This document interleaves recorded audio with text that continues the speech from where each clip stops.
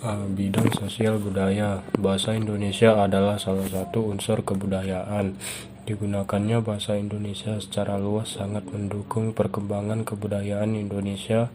Pada tanggal 20 Oktober 1943, atas desakan beberapa tokoh Indonesia, didirikanlah Komisi Penyempurnaan Bahasa Indonesia. Tugas komisi tersebut adalah menentukan terminologi, yaitu istilah-istilah modern, dan menyusun suatu tata bahasa normatif dan menentukan kata-kata yang umum bagi bahasa Indonesia. B. Bidang ekonomi. Perekonomian Indonesia secara umum mengalami kehancuran pada masa pendudukan Jepang. Namun, bangsa Indonesia masih merasakan segi positif, diantaranya didirikannya Kumiai, yaitu koperasi yang bertujuan untuk kepentingan bersama. Bidang pendidikan. Pada bidang pendidikan, Jepang sengaja menghilangkan diskriminasi. Pada tanggal 29 April 1942, pemerintah pendudukan Jepang mengeluarkan maklumat yang berisi sebagai berikut. 1. Pembukaan kembali sekolah-sekolah bahasa Melayu yang dijadikan sebagai bahasa pengantar di sekolah. 2. Bahasa Jepang digunakan sebagai bahasa wajib. 3. Larangan terhadap penggunaan bahasa Belanda dan Inggris, baik di dalam maupun di luar sekolah. 4. Para pelajar diharuskan menghormati adat istiadat Jepang. Adapun dampak negatif adanya kebijakan terhadap bidang pendidikan adalah penutupan perguruan tinggi. Meskipun tahun 1943 masih ada perguruan tinggi yang buka seperti Perguruan Tinggi Kedokteran Jakarta, Perguruan Tinggi Teknik Bandung, Akademi Pamong Praja Jakarta, dan Pendidikan Tinggi Hewan Bogor. Selain memberikan dampak negatif, kebijakan terhadap aspek pendidikan juga memberikan dampak positif, antara lain digunakannya bahasa Indonesia sebagai pengantar di sekolah yang kemudian melahirkan kader-kader generasi intelektual yang berjiwa nasionalis. Bidang birokrasi dan militer. Jepang mengubah sistem pemerintahan yang berlaku di Indonesia. Awalnya bersifat militer, kemudian juga dilakukan pemerintahan sipil. Hanya saja dalam pemerintahan ini, bangsa Indonesia tidak begitu banyak yang dilibatkan. Tidak seperti masa kolonial Hindia Belanda. Volksraad yang dibentuk pada masa kolonial Belanda dihapus dan diganti dengan Chausangiin, yang sebenarnya fungsinya hampir sama. Jepang memaksa pemuda Indonesia mengikuti pendidikan semi militer dan militer, dapat menyumbangkan tenaga dan pemikirannya untuk membentuk Badan Keamanan Rakyat (BKR) dan juga Tentara Keamanan Rakyat (TKR) yang menjadi cikal bakal Tentara Nasional Indonesia (TNI). 2. Janji kemerdekaan antara bangsa Indonesia. Terdesaknya pasukan Jepang dalam Perang Asia Timur Raya pada akhir 1944 merupakan langkah awal bagi bangsa Indonesia memperoleh kemerdekaannya. Jepang terdesak karena Pulau Saipan yang strategis sudah dikuasai oleh Amerika Serikat sehingga mengancam posisi tentara Jepang di Pasifik. Peristiwa tersebut mengakibatkan Perdana Menteri Tojo meletakkan jabatannya pada tanggal 17 Juli 1944 dan digantikan oleh Perdana Menteri Kunieki Koiso. Untuk mengatasi keadaan Jepang yang semakin terdesak, pada tanggal 9 September 1944, Perdana Menteri Koiso mengekalkan janji kemerdekaan di kemudian hari kepada Indonesia. Maksud dari janji tersebut adalah untuk memulihkan kewibawaan Jepang di mata sesama orang Asia sehingga situasi perang kembali dapat dikendalikan.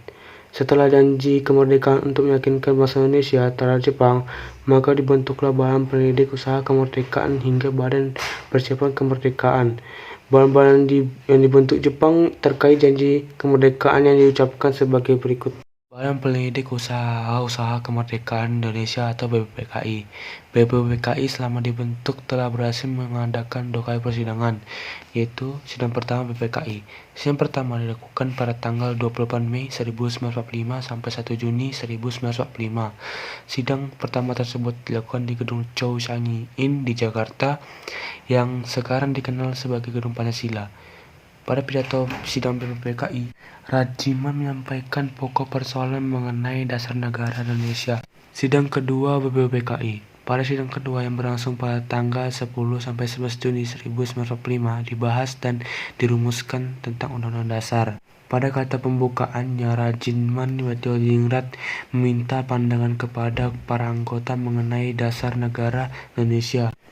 Orang-orang yang membahas mengenai dasar negara adalah Muhammad Yamin, Supomo, dan Soekarno. Pada sidang pertama terkait pembentukan dasar negara, terdapat beberapa tokoh yang mengemukakan pendapatnya sebagai berikut. 1. Ir. Soekarno mengemukakan tentang 5 dasar negara, yaitu A. Kebangsaan bahasa Indonesia, B. Internasionalisme atau perikemanusiaan, C. Mufakat atau demokrasi, D. Kesejahteraan sosial, E. Ketuhanan Yang Maha Esa. Kedua, Muhammad Yamin dalam pidatonya juga mengemukakan asas dan dasar negara kebangsaan Republik Indonesia, yaitu A. Perikemanusiaan, B. Perikemanusiaan, C. Periketuhanan, D. Perikerakyatan, dan E. Kesejahteraan rakyat. PPKI PKI dibubarkan oleh pemerintah pendudukan Jepang pada tanggal 7 Agustus 1945.